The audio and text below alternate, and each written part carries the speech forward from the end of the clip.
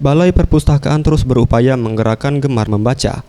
Di tengah derasnya arus perkembangan teknologi, dengan membaca setidaknya dapat menambah wawasan. Menurut Woro Titi Handiati, Deputi Pengembangan Sumber Daya Perpustakaan Nasional, mengatakan, saat ini pemerintah mengencarkan gerakan membaca nasional dengan tidak membatasi usia, serta pengembangan fasilitas untuk membaca yang saat ini semakin maju untuk memilih bacaan.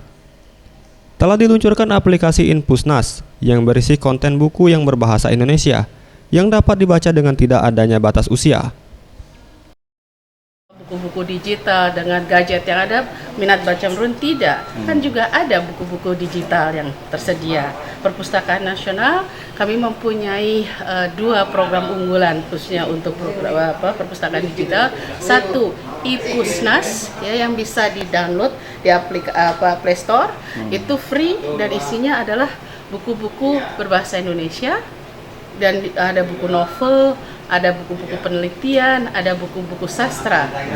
Itu tersedia sekitar 12.500 buku dengan 10 eksemplar.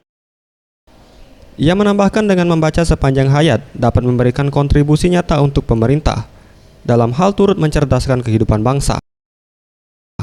Tim Liputan Sriwijaya TV.